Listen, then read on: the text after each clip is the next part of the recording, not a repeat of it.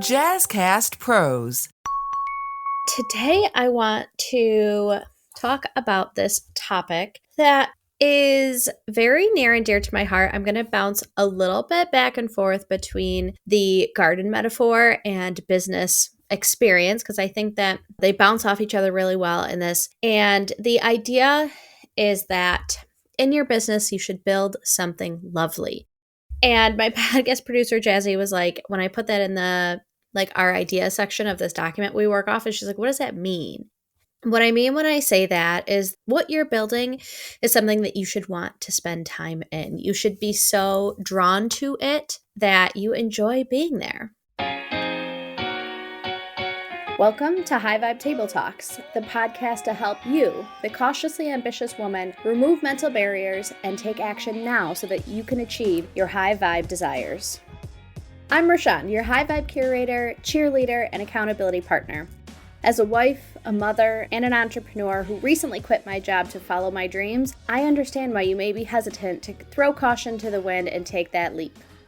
I obviously understand that there aren't going to be all aspects of your business that you're going to love being in, that you're going to love doing. In a lot of my sales discussions, we talk about building and rewards because there are things like cold calling and billing and HR and just different aspects of anybody and everybody's business that you're not going to enjoy doing. But I think such a crucial part of especially early entrepreneurship is finding things that you don't enjoy doing. Like there are so many different ways that you can build a business.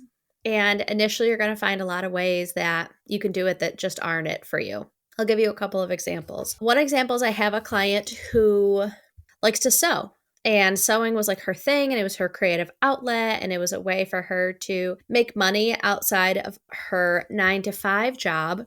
And so when she first started out, she was doing custom sewing projects for people. So someone would say, oh, I have this event that I have to go to. Can you build me a dress or an outfit for that evening? And they would kind of talk about what they like, dislike, the vision of it. And then my client would go and sew it for them because that was how she saw or how she initially thought that sewing could turn into her business. And she did that for a little while and then she realized she hated it. It was like, it was so much pressure for her. And she, it was never that the customer didn't like what she was doing, but the process of getting to that end point through sewing was not enjoyable for her at all.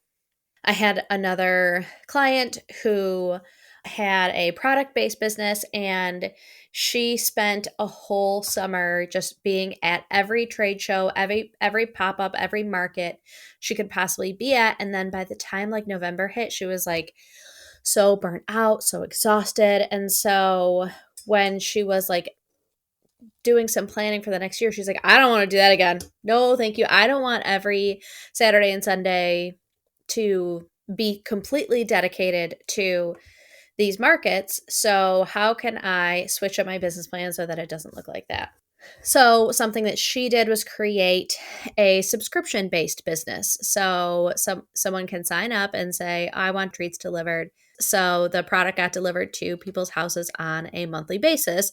And she was very then able to carefully look at what markets she wanted to go to. And that wasn't the sole thing that she did in her business. She was also able to partner with other companies. And so she would say, hey, you're having a booth at this market. Can my product be on your table? So then you're still getting the interaction. You're still getting some traction. And your entire life isn't dedicated for every weekend to going to these trade shows. And so it is a lot of trial and error. In my dad's business, there were certain things that were non-negotiable for him. And so he wanted a business that had a lot of recurring revenue. So for this month to create revenue similar to what he did last month, he doesn't have to sell anymore. For the most part, the customers, they are recurring. They have a continuous need for what he sells. And so they sign, it's a long sales process. And once they become customers, the turnover, the churn is another word that you'll hear a lot in business, churn. And it's just the number of customers that you lose on a monthly, quarterly, annual basis.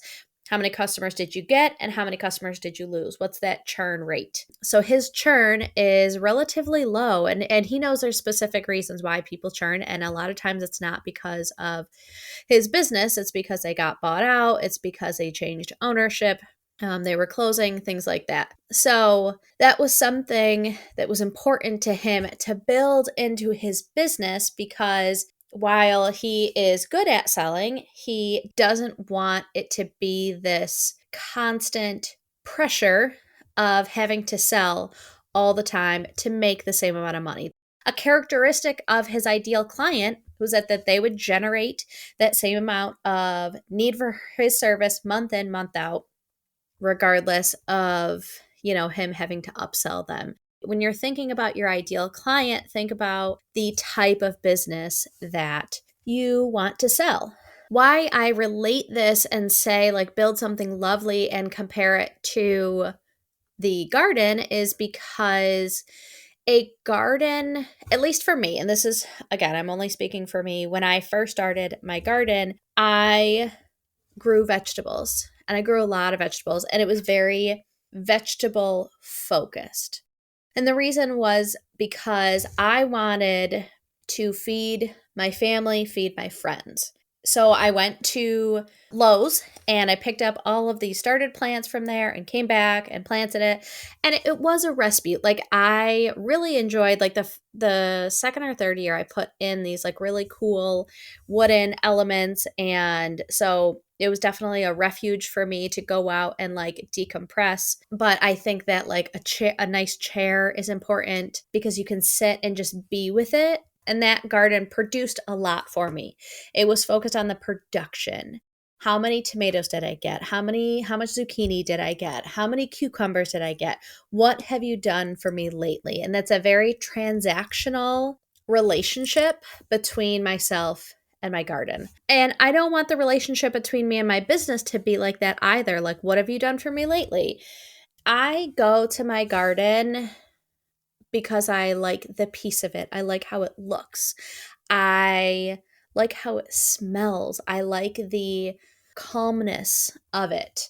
I grow probably, I think I'm at like, I have more seed varieties in this, but I think I am going to grow 20 varieties of tomatoes this year, between cherry tomatoes, grape tomatoes, a little bit bigger, and then like the beefsteak tomatoes. And I grow probably 7 types of peppers. I grow 4 types of cucumbers. And part of it is because I like things for their beauty, their appeal, the fact that I get to like pull this tomato that is like a deep crimson, like black red color, and it has a smokiness to it. Or I have these really cool Brad's Atomic Grape cherry tomatoes. If you've never seen those, look those up. They have these like striations and all these cool colors. I grow these green zebra tomatoes that are the same color as the Green Bay Packers, so they're really beautiful and they taste really good, and they bring a visual appeal when you put them in a salad. And so, like, going up to my garden, and when you first walk in, there's a trellis, and you get to grow things that climb up. And the past couple of years, I've grown these Chinese noodle beans that are like between 12 and 18 inches long, and they just hang from this trellis. You just walk through, and you're just like, it's just beautiful. And not only do I want to spend time in it, I want to bring others to spend time in it. When I spend time in it, because I'm drawn to its beauty, its peace, its refuge, I pull more weeds than if it's not. If it's just transactional, if it's just, I have to go to the garden to pick out cucumbers, then I'm going to come back. And like the picking of the weeds is forced, and it's not this natural habit that's built onto being drawn to this place that is beautiful. Like I said, this kind of goes back and forth between the garden metaphor and the entrepreneurial journey. But in the instance of my dad's business, he wasn't drawn to sell more because he had to replace that churn, and there was this pressure and this force into it. It was like, I can build my business bigger. How can I build my business bigger? And there's just a different energy around it. For the product-based business, it wasn't like I have to go to the market because I have to sell treats because I've made all these. It's like I'm going to create a relationship with someone and I get to sell my things at their table and I get to create this community around it. And I don't have to be there physically for my product to be sold. I get to create this relationship and I can be sitting on my couch while things are happening. Or I put in more work in the front end so I have a really successful subscription service. And now I get to do something that's more fun. I get to volunteer my time at a cause that I care deeply about. It's a much more long-term approach because, again, you have to know what you want the end game to be. You have to know what you want your ideal client to look like, how you want to show. And it really comes down to like, how do you want to show up in your business? Do you want to show up 4 hours a week? Do you want to show up 12 hours a day? Like, again, that's not to say that there aren't hard parts of every business. Another metaphor that I have found that weaves itself deeply through both entrepreneurship and gardening is the must be nice. Like people are like, oh, it must be so nice to have a garden. It must be so nice to like be your own boss. It must be so nice to have your own business. It must be so nice to just go out into your backyard and pick fresh produce. Yes, and like it's incredible to own my own business and all the pressure is on me. If it fails, it's on me. It is so nice to be able to go into the garden and pick fresh produce and be able to have fresh salsa. Like, oh, I love fresh salsa. I made a really good batch of it last year and I'm hoping I can replicate it and can some of it this summer. Anyways, that is really, really nice. And weeding sucks. Cold calling sucks. Like the pressure of it is a lot and there's a lot of parts of it. There's a reason why not every person has a garden. There's a reason why every person isn't an entrepreneur. And it's because there are parts of it that I am willing to show up to because the outcome of it is so important to me. And there's a reason why others don't. The biweekly paycheck outweighs the risks and benefits of starting your own business. And that's not to say I'm better. I'm, like I can put up with more than you or, like it's not a comparison. It's not to say one is better, one is worse. It's reflecting inward and saying, this is what I want my legacy to be. I have this sticker that's behind me that says plant a legacy. And the legacy may be, I want to work 9 to 5. I want to work a full-time job and be an employee because I want to get my kids on the bus every day and I want to be able to go to their sporting events and I don't want to bring any work home with me. And like, these are the things that are important to me. And there are others where it's like, I want my legacy to be this business where I empowered other women to start their own business so they could make an income and an impact. And they had a community, a table to sit at with others who are going through the trenches. And that is so important to me that I'm going to risk a paycheck to do so. Again, it's not about better or worse. It's what do you want your legacy to be? What legacy are you planting? In that same thread, there's this message that has been coming through for me the past couple of weeks. Because like I said, like entrepreneurship is hard. And you do have to choose your hard. For some reason I'm on this like TikTok where it's like horrible bosses and people write in and talk about their like horrible experiences with their bosses. A boss will like email them as he's walking into a meeting, like, I need those numbers. And they're like, I'm on vacation. I don't have them. How dare you take vacation before, and it's like, well, you never told, like, if you let me know, I would have, or like requesting time off and things like that. So being an employee can be hard. Being an employer can be hard. But there's this thing that has been in friction for me of why does it always have to be hard? Like, is it always going to be hard? Because I was sitting at a conference and people at the table were talking about things that they're currently struggling with. Like, hey, I'm really having a hard time with this. Does anyone have any tips on it? And the tips never really got there. It was more like, oh yeah, this, like, it just sucks. Like, this just is the way that it is. Before I went full time on my business, I was working in a Pilates studio. And I really enjoyed working at the studio. This is not talking bad about anybody at the studio, because it really was like a great place to work. And there was this guilt that I had when I was leaving, because I felt very unfulfilled, and it started to create a resentment inside of me, because I was like, I have amazing bosses. I get to work in the fitness arena where people show up every day and they leave feeling so good. The clients were amazing. I had this staff that was just, they were wonderful. Like, they were wonderful, wonderful people. And I have so much resentment every day waking up, going to work. The more I sat with it, it was not a reflection on them. It was a reflection on me of like what was important to me. I think maybe I talked about this in my Zone of Genius episode that we can link back to, but the idea was that it checked off a lot of boxes for me as far as like building something lovely. I was able to get my daughter on and off the bus.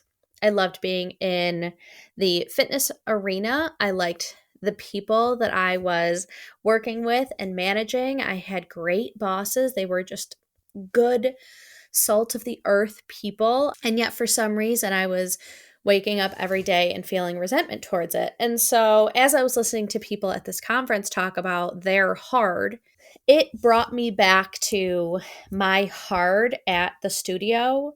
And there were things at the studio that I couldn't fix or make better to reduce like the things that were hard there. It was a very reactive space to be in, because you're managing users, you're managing clients, you're managing like them coming in. If they can't book a class using their credits, like that can't be fixed in 48 hours. That can't be fixed like when you get back from vacation, or like after bedtime, because you're currently like getting my daughter off the bus. Like there was a deep immediacy to it. And so hearing them talk brought me back to why I had that resentment towards that job.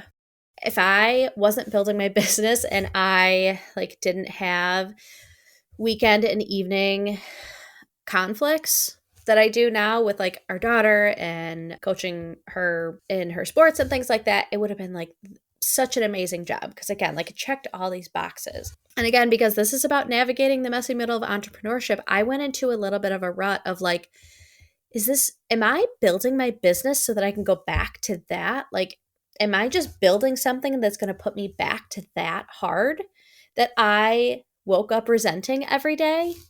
As I processed it and talked about it with my community and other women that I just have conversations with on a weekly basis, it doesn't have to be this dichotomy of either this or that. It's either you're an employee or you have this business that you show up to and have to put fires out all day, every day, and you don't enjoy. I'm currently reading one of Anthony Bourdain's memoirs, and he was talking about how he left the restaurant industry because he was so burnt out, and he felt like it was either 100-hour work week, 7 days a week, or not working in food at all, not working in restaurants at all, because he wasn't like cooking food he loved. He was just putting out literal fires all day, every day. So he had to step away from it and take some time to not be in that for a while before he found a way that did feel more enjoyable for him. I think he obviously still battled a lot of demons, so maybe that's not the best example. But, also Glennon Doyle in her book Untamed talks about building your island, your love island, and you get to decide who comes on and off. That's your island. You get to decide what that gate looks like, those boundaries look like. It's your business. You get to decide what it looks like. The hard parts of keeping someone off your island are going to be holding up strong boundaries. Those are your boundaries. They're yours to decide. And if you have to kick someone off the island, that's going to be hard. And so it's not to say that there aren't hard parts when you're building something lovely that you enjoy being in, when it is your business, your garden, your heart, your island. It's the fact that it doesn't have to be this either or. It doesn't have to be either I let people stomp all over me or I'm on this island alone because I keep everybody out. Those aren't the only two options. You get to decide where you live in the middle of that, in between. I think especially as I am planning out my garden, planning out some additional spaces and how to make it beautiful, the flowers I'm adding, because again, flowers are not transactional for the most part. You don't sit and chomp away. I can't feed my family based on my flower garden, but I walk out there and I'm like, oh, this is stunning. The other benefit, it brings hummingbirds, it brings bees, it brings monarchs, it brings all these other things that do get some sort of transactional beauty, some sort of transactional benefit from these flowers, which then benefit my cucumbers because I'm bringing them in and then they're pollinating my cucumbers. So there is like some sort of benefit, even if it isn't like a one-to-one, but also like I look outside my window and last year I grew these like really tall jet black hollyhocks that I grew because the color of it looked like my dog Bane's coat. And I was like, oh, that's so beautiful. And I would go outside and I would just admire them. And then I would pick some weeds and then I would see like a plant that needed to be tied up. So I spent time in the business, in the garden, because I was brought into it for the beauty, the refuge, the peace. This podcast is something that I, at this point, am not monetizing in a big way. And I'm still drawn to it because I'm so inspired. I love the beauty. Like I was listening to a podcast on my way home today and I was like, that was just like a beautifully done podcast. Like, yes, I took something out of it and I was inspired by the art and storytelling of it and the way that she did it. And so I was like drawn to sit down and do something similar to her. And so it just drew me back in. And yeah, it's funny. I think this is like my second or third solo episode where I was like talking to my producer, like, I can't talk for half an hour about that, right? Like, how am I going to expound upon like this concept? I think the other one was like the CRM one. And here I am coming up on 28 minutes of talking about build something lovely. But I truly believe that part of why people drop out or stop is because they think they should do something in a certain way. They create a transactional relationship between themselves and their business, and they don't build it based on the life that they want to live, the beautiful aspects of it. They don't build in the rewards, the beauty, the things that are going to draw them in, even if they're not going to get anything out of it. So if I can implore you to do anything, it's take some time to reflect back on the things that are important to you in your business. You're going to have trial and error in the beginning. If something doesn't feel right, don't be afraid to pivot. Don't be afraid to pivot. Don't be afraid to say like this part of it is not for me. I did that with Mighty Networks last year. I realized I hated showing up to Mighty Networks every day. It just was not it for me. And it's okay to pivot because I think that that's such a crucial piece of when you're first building your business. Thank you so much for listening. Thank you for showing up. And remember that big dreams and small steps will transform your life.